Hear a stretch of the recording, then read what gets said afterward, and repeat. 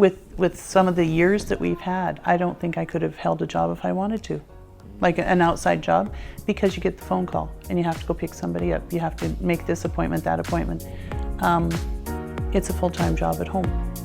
It just is. So, and I love it.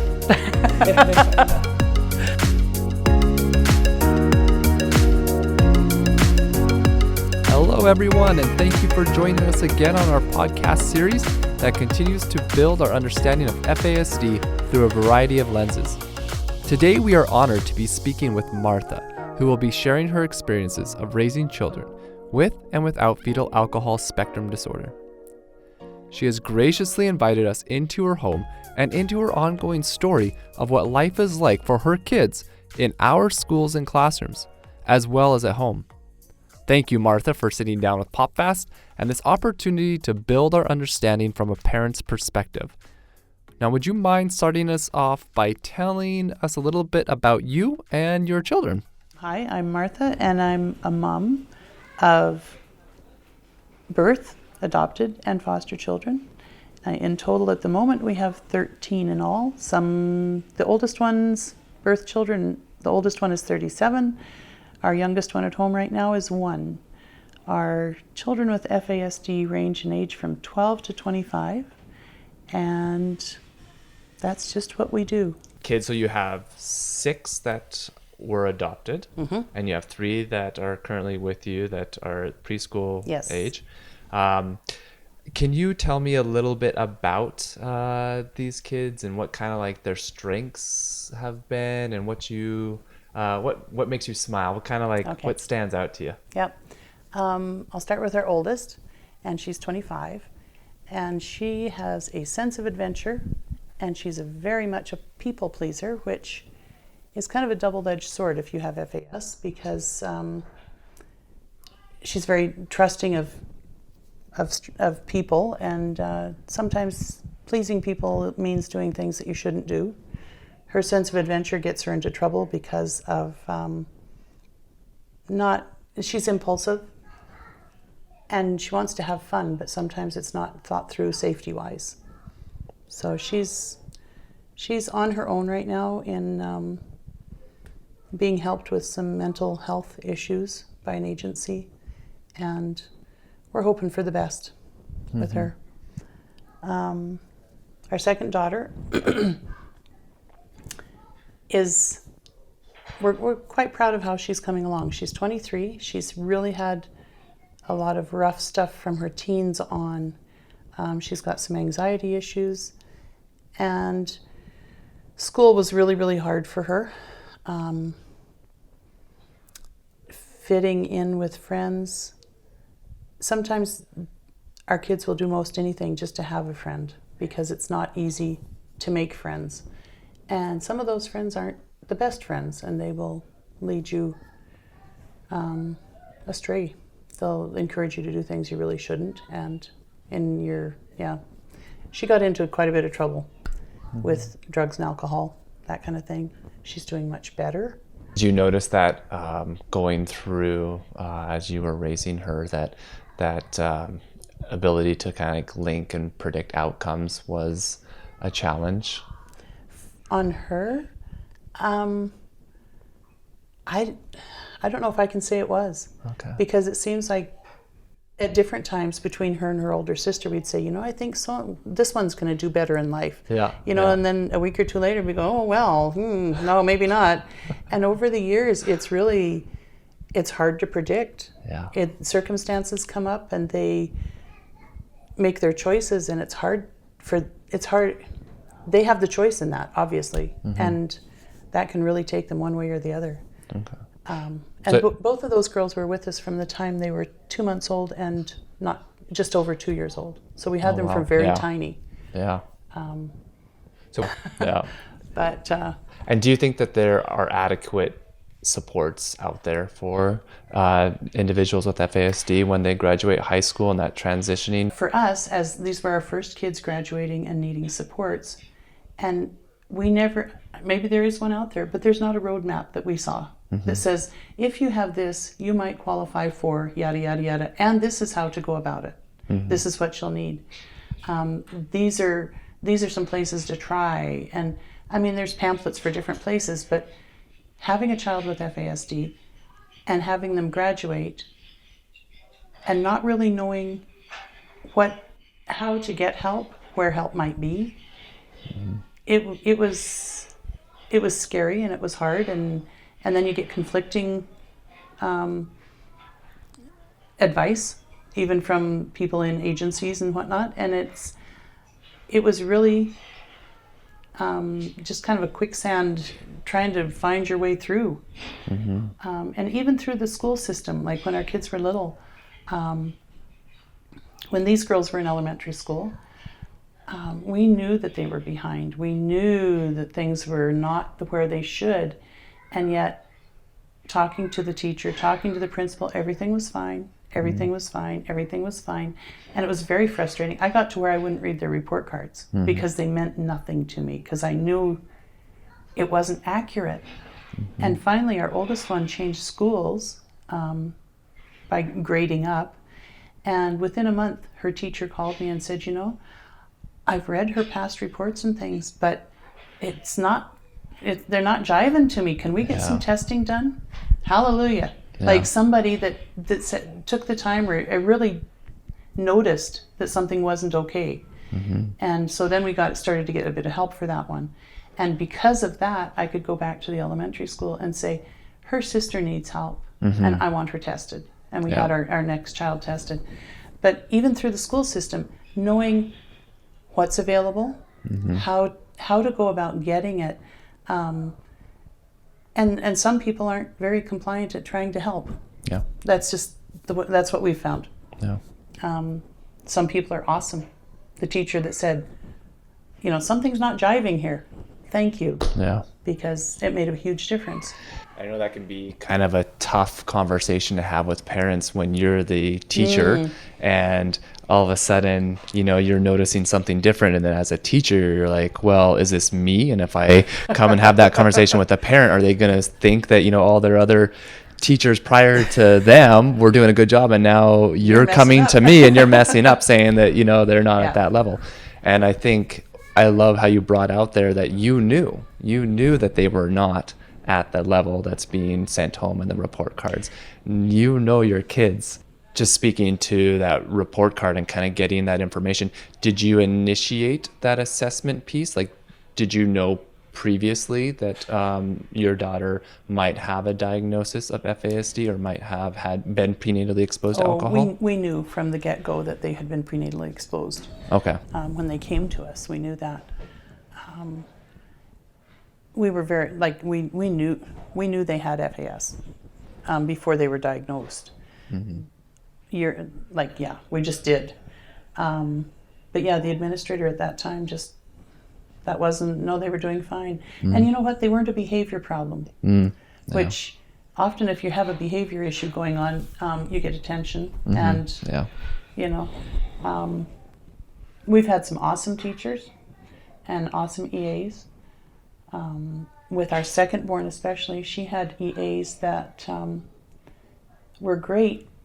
But I know one year in particular, she had 4 EAs that worked with her at different times because they kept getting bumped. Yeah. And that didn't work for her. Even now, last week I was chatting with her, and I said, you should go and get a counselor, because she has access to one. And she said, but Mom, you get to know them and then they leave. And it's just this, people changing, better job comes up, they get bumped, whatever, and it really affects our kids badly. Have you noticed the importance of routine with your kids and how at home or at school, when there's a change in that routine, how that... For her in particular, that was just mind-boggling for her.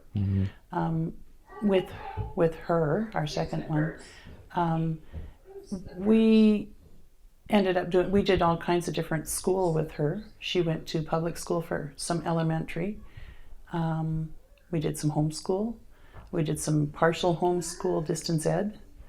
We did some partial going to school, like part days. And we also did some more distance ed, and we tried everything just to try and find a fit for her. what ended up working for, because I think you mentioned earlier too, prior to starting this podcast, was that all of your children that were diagnosed with FASD were all quite different and significantly and I think that's when we do our presentations, we talk about how no two kids are impacted the same way. And I'm just curious with the child you were just speaking on, did you notice that one of those education streams, whether it's distance ed or school or homeschool, worked well or better or worse? Or I don't think I could say any one of them worked best. Okay. But it seemed to be the best choice at the time. Her anxiety was a huge issue. And of course, working with medications and things. It was just try it with her. And I mean, to this day, they're still trying to fine tune medications. Yeah. It's an ongoing thing. You mentioned different effectiveness for different kids. We have our 17 and 18-year-olds are sibs to the 23 and 25-year-olds. And our 18-year-old doesn't have a lot of FASD characteristics, but her language is an issue. Her speech is slow, and word retrieval is a problem. Like, she'll get stuck on a word, and when she was little, the impulse is to give her the word, right? Because you know what she's trying to say. But then she started to stutter, and so we had to back off. You just have to wait and let it happen. And actually, she's doing quite well. She graduates this year, and but language is still a problem. Even writing. Just the whole language parcel. When we did, and of course we did speech therapy with all of them. At the age of 5, if the speech pathologist said 3 or 4 words, she couldn't repeat them back in order.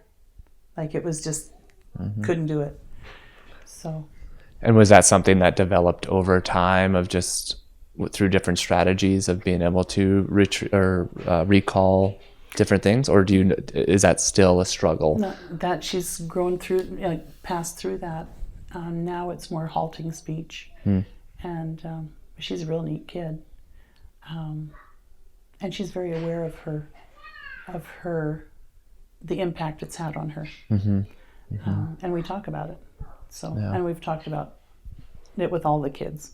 Yeah. They're aware that there's stuff that happened prenatally that affects them. And we just have to figure out how to deal with it. So do you anticipate that as the 18-year-old graduates, will they receive support, community support after that graduation? She probably won't. Okay. Yeah, we've had the testing done and things, and she probably won't. She's made it through school without an EA with her and without the special needs classroom. And she's planning to go to college this fall. Oh, nice. So Awesome. she has plans. And she had a diagnosis of FASD? Yes. PFASD, ARND. Okay. Yeah. Somewhere in there. I can't tell you which one. Yeah, I know. That's I'd good. have to look it up. Yeah. And I think that's something that we talk about too, is that not every designation or diagnosis is a designation too. No. And so it has to impact school significantly in order to Right. get that EA support. And if you can't demonstrate that, then that funding and the EA support and things like that are not available. And yet how important it is to have supports and having, supportive family for, say, that expressive language challenges that she might have, and then how it makes her feel, being able to have supports from home and school supports to talk it out and to have somebody there. To make it make sense. To make it make sense. I think something I meant to mention a bit ago, I think as an adoptive parent, it's a lot easier for me to say, my child needs help because they have FASD. I think if you give birth to a child, like in some ways, adopting gives me a bit of distance. It's not a personal, not even attack, but it's not a personal responsibility. So, it gives me a bit of distance. I've always thought that. But if a parent comes to the school and says, my kid needs help and whatnot, the people that listen and try to help you and try to help the child, like, it's so important. I have had experiences where I'm not a big crier, okay? But I've had a meeting with a special needs teacher that left me in tears. I couldn't believe this was who was guiding my child through her education, because, oh my goodness, it was a bad experience. And then you have the children who experience that. They don't even want to go to school, and where do you go with that, right? Yeah. So I guess, we've had good experiences. People that care make a huge difference. Getting a diagnosis to us was very important, and I know people say, you don't want to label on the kid, we don't want to, but without that diagnosis, you can't get support. And our kids need support. That's the way they need to be able to be successful. And that's I want to help them be successful and feel okay about themselves. Do you sometimes feel or think that sometimes your kids, they give their best at school? And I mean this in the sense that as teachers, sometimes we feel like some of our students might not be giving their best. They might not be trying their hardest. But as a parent, you see them throughout that 24 hours, and potentially they are saving up their energy to do their best. Most kids do give their best at school. Most kids. Because otherwise it's their peers watching, and it's a social place, and maybe they're trying, doesn't look like it, but often I've had report cards come home and say, oh, so and so is great in school, and and I think, could you send that child home, please? Yeah. Please, you're sending the wrong one home. Yeah. Because I'm not seeing it. Oh yeah. And I think that's really common for all kids. My birth children too. Yeah. But yeah, it's stressful for some of our kids.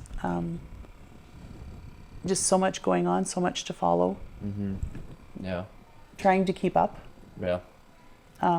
With our daughter that has the language delay, trying to keep up with conversations, multi-people conversations, really difficult. Really difficult. And with all of our kids, like going to a lecture type situation, they might as well have a nap.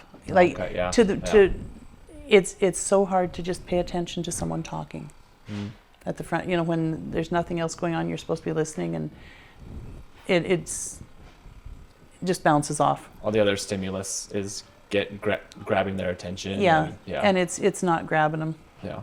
What have you noticed that works best for your kids that have gone through? And each kid's different, but in general. Generally hands-on. Okay. Hands-on, visual, making it real. Even math problems. Johnny has 3 apples, and Susie takes 2, and yada yada yada. Giving it names. Your sister so and so has 5 apples, and your brother took 2. How many does she have left? It's totally different, is what I've found doing homework with them. Make it real. Make it make sense in their brain. Otherwise, it's just so abstract that they just get lost in it. Right. But if you can make it something that is real to them, it makes a difference. Yeah. A big one. Yeah. Do you feel as though there's enough support programs or support even in general in the schools currently? No. That's just a no. Yeah. It's just a straight out no. Yeah.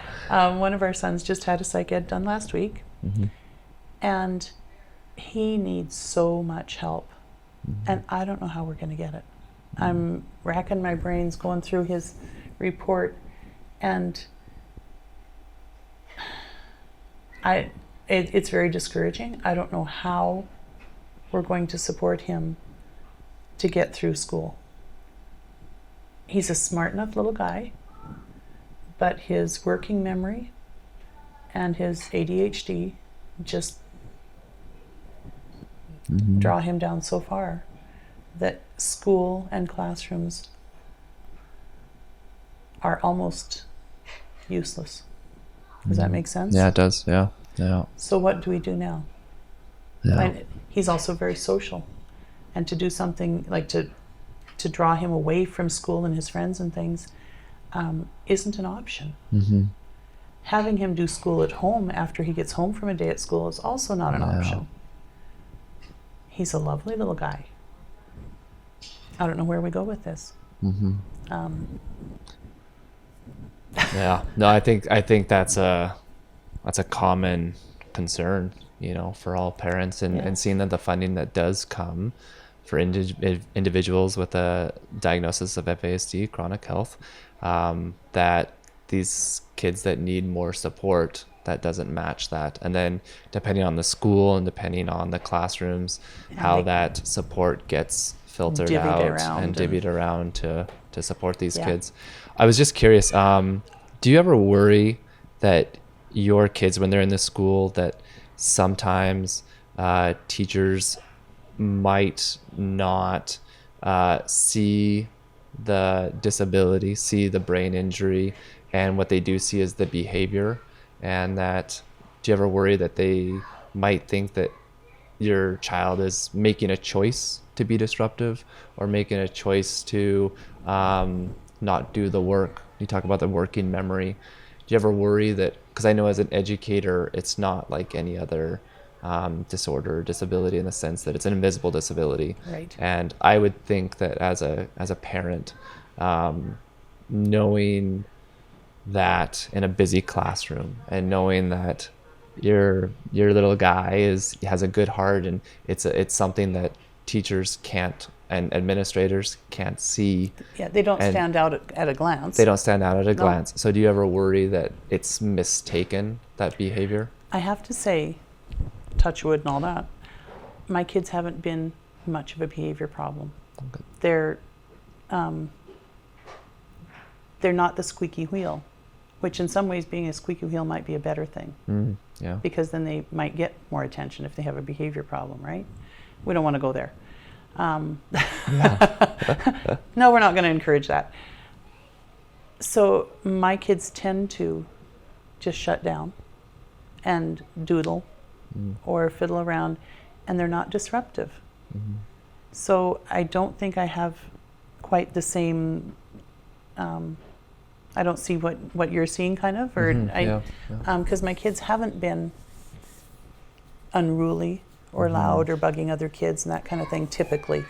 I mean, I'm sure they do sometimes, but they're kids. Yes, I was going to say all kids. Yeah. But do you think it's important, and I'm going to guess the answer is yes, but do you think it's important that as a parent you advocate for them, that you are speaking to their teachers and sharing with them that ahead of time, that this is my child, this is the impact of FASD? Because not all teachers, I'm thinking about local universities, they'll get a 3-hour presentation on FASD, and depending if they attended that lecture or not, or what they got out of it, they're now for the next 30 years. They've got 5 kids with FASD in their class. And if they don't, and we do have professional development, and we do have great programs like PopFest.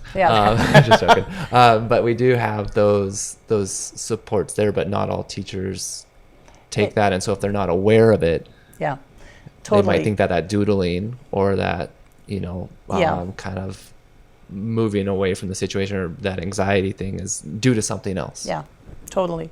And I guess one of the things I wanted to bring out was I have had teachers who I've gone in, and I don't usually go in right away in this first week of school because everybody's crazy. But, I would encourage teachers to really check out past IEPs and the kids' file. I mean, these kids have files. They're there for a reason. And I've had teachers that are totally, unaware kind of thing. And I think, no, you need to read the file. Go and get it and read it, because it's important.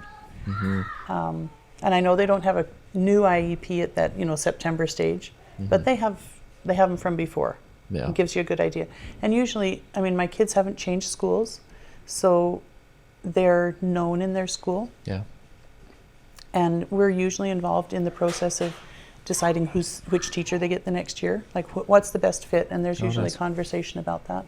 So do you feel as though that's an essential piece to providing that effective education, is that communication with the school and that feeling like you are welcomed in that conversation and essential in that conversation? Yeah, that's at a IEP, what did we call it? IEP review at the end of the year, something like that.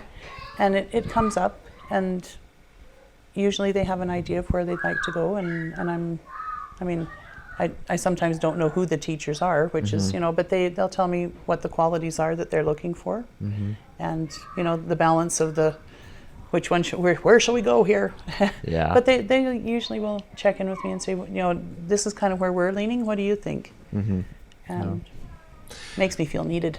Yeah. Well, and it makes you want to be a part of that process. Whereas I think if parents are not invited, parents are not valued, then that can only it distances. Lead to that separation. Just like you said, that you would sometimes not read those report cards because you knew that they were not accurate, and you knew that they were just frustrating.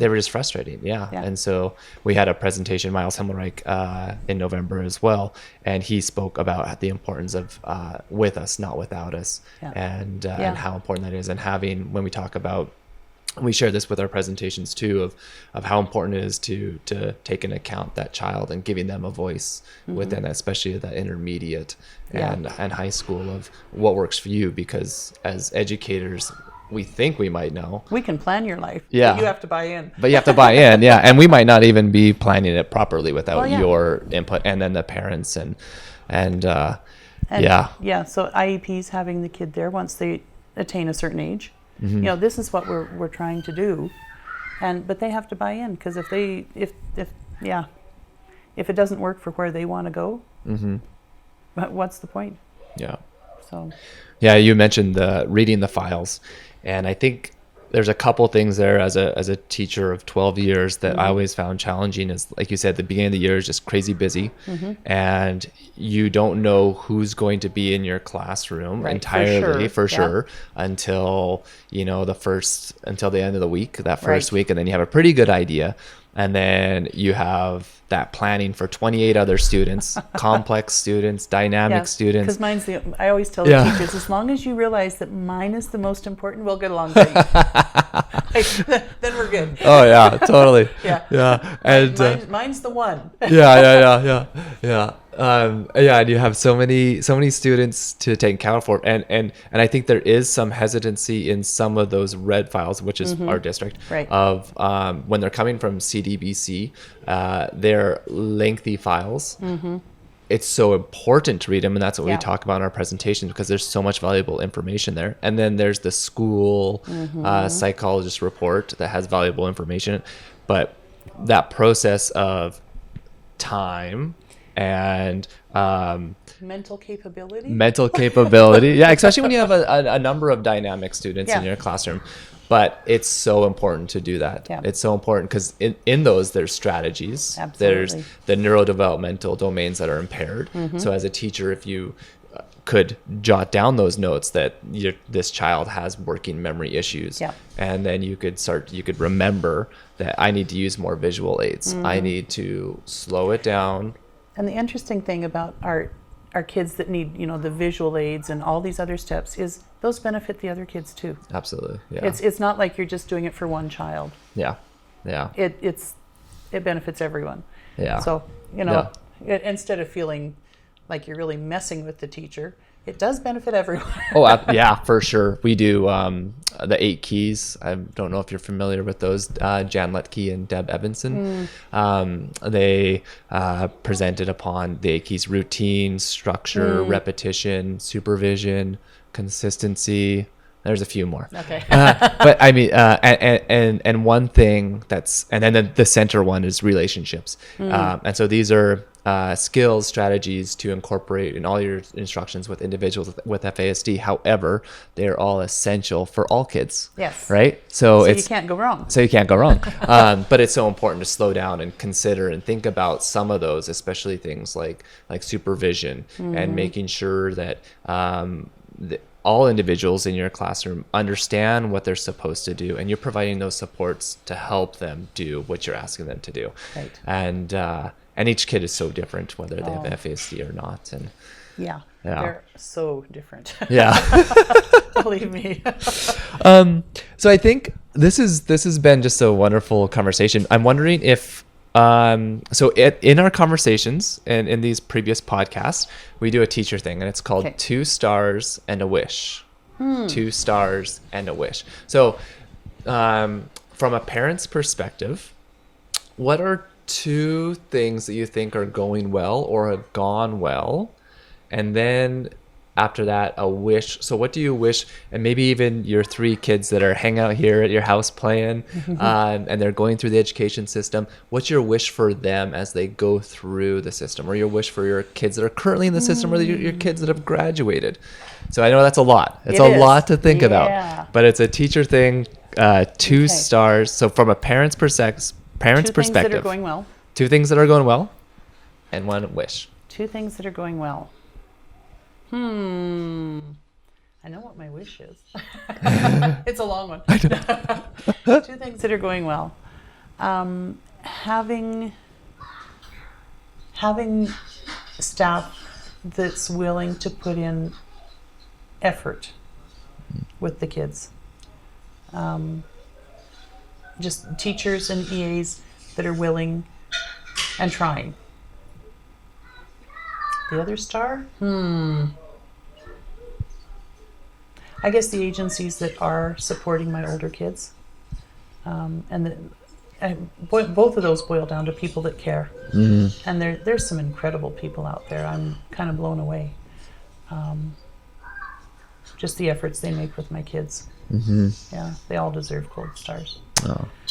The wish is that we had more support and funding for our kids in school. It shouldn't be so hard to get help for these guys that need it. With the help, they might not end up on, they might be able to support themselves and be proud of themselves and feel worthwhile and like they're contributing.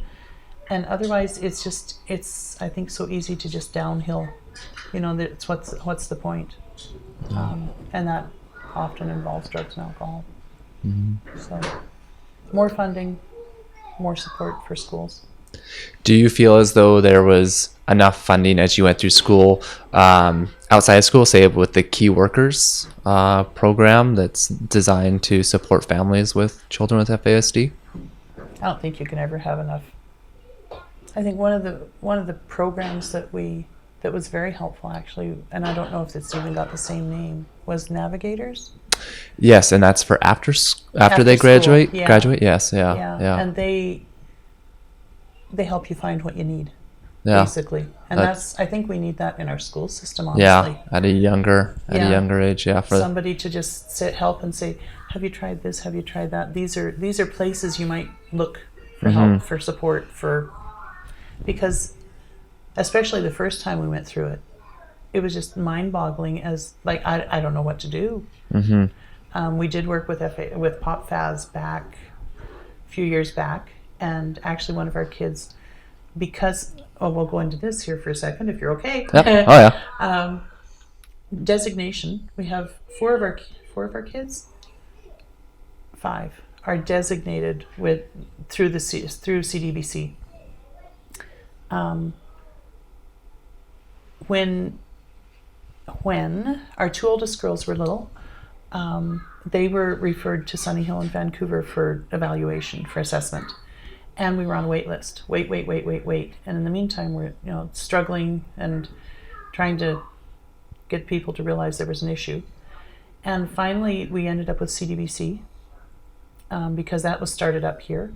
And so we applied for CDBC, we were referred there, and we were turned down because the girls weren't severe enough. There was more kids more severe. Yes, I had a letter that said, because they're doing okay right now, there's other kids that need the assessment more. And I mean, they're doing okay meant that we were homeschooling and, we're trying. So finally, Pop FASD actually put together pediatrician, psychologist, speech and language pathologist, and we went through and got one of our kids designated that way. Oh, good. And that was she was in grade 5 or something. Yeah. But it was hard. Yeah. And then we had one designated at 4.5, before he started school, 4.5, 5. Yeah. Another little guy designated at 4.5. And our oldest wasn't designated until she was 18, or almost 18. Oh, wow. And they slipped her in because she was turning older. But she was doing fairly well until then. Yeah. Yeah. There's a couple things that stood out to me. I'm thinking as a parent of 4 kids, how challenging it is to even book a pediatrician appointment, right? To keep on track of all their appointments and different things. And my wife is an educator, I'm an educator, and I think that we have a pretty good handle on planning and organizing and life. And then I think about the challenges that you went through and the challenges that parents, mothers who are have kids that were prenatally exposed to alcohol or are trying to go through the process, caregivers that are trying to go through this process. And I think it's 12, currently this year was 12 to 13 months is the waiting list for individuals to get assessed, for kids to get assessed. It used to be a lot longer. They used to be longer, and I think they're getting in just over 100, 115 assessments for the Northern Health region, and per year. But the amount of paperwork, the amount of meetings and things like that, and then you had also mentioned how challenging that's got to be, and how important it would be to have things like those key workers or navigators supporting these families to a greater extent. Yeah. Because, and my other thought was when you said that some of them, your children, were not severe enough. And I think about at schools that I've previously taught at, where we have 20-some kids on a wait list to get assessed. We get 3 to 4 assessments per year, and how these kids that are not behavior issues often fall down that list because the more behavior ones are the ones that are causing more of the squeaky wheel and the challenges within that school, and how from a parent's perspective you are providing all of those supports, you are providing all that structure, you're providing that so that this kid can be a successful, but doesn't become a behavior yeah. So you're kind of shooting yourself in the foot there, right? Yeah. If you just let them get so frustrated that they blow up at school, maybe you'd get in sooner. Yeah. I don't and that's not where we wanted to go, right? Right. Yeah. But I think that's important because this whole podcast is from different lenses. So we had the neuroscientists talking about the brain and the research that's coming in. We've had Miles speaking on what it's like to be an individual with FASD as he went through the school system, and the importance of relationships and structures and supports, and to get your perspective of having 6 kids with a designation and having 4 other kids that have went through the education system, and what you've seen and what you've noticed, and I think is incredibly powerful and incredibly important for teachers and everyone, all listeners, to kind of to remember and to take into account, because all too often as teachers and educators, we have our classroom, it's go, Yeah.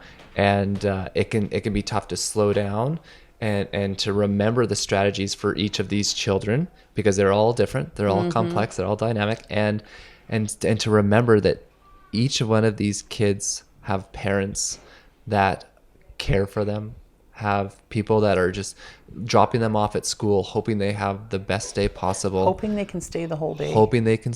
Yeah, and that's another conversation to have about the parents that whose jobs are affected because Absolutely. of the amount of time their child, because the supports that maybe have not been figured out yet, and things like that. So it's very complex. Oh, it is. Yeah. And I mean, I stay home, and I don't know, with some of the years that we've had, I don't think I could have held a job if I wanted to. Like an outside job, because you get the phone call and you have to go pick somebody up. You have to make this appointment, that appointment. It's a full-time job at home. It just is. So. And I love it. Do you have any lasting, any thoughts that maybe that we didn't cover that you would like educators to know about teaching and working with students with FASD? That they're all individuals. And they all have families that care about them and want the best for them.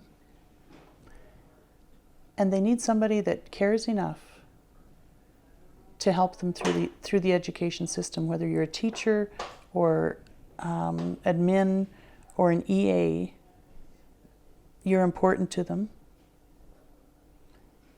And they need someone to really believe in them and help them so that we can try and get them to be successful in life.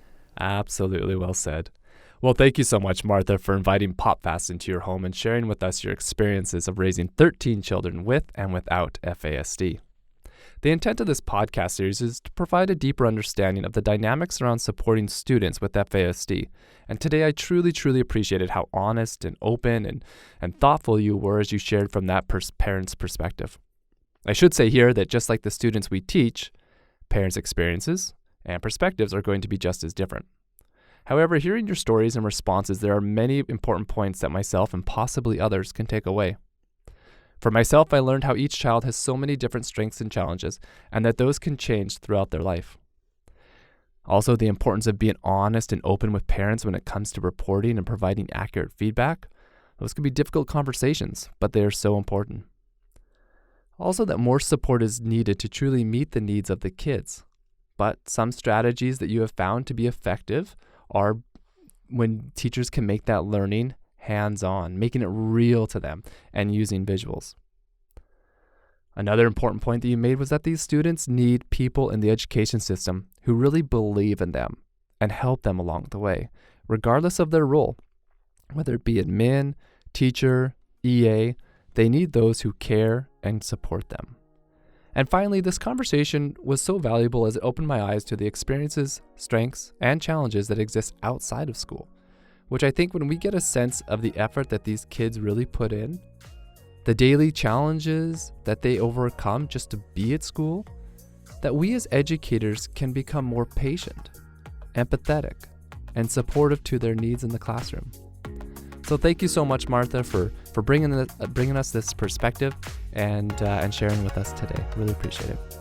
And if you're enjoying this podcast, please join us next time where we are going to be speaking to a BC key worker and learn how their role can help educators support students with FASD in their classroom. Thank you so much and have a wonderful day.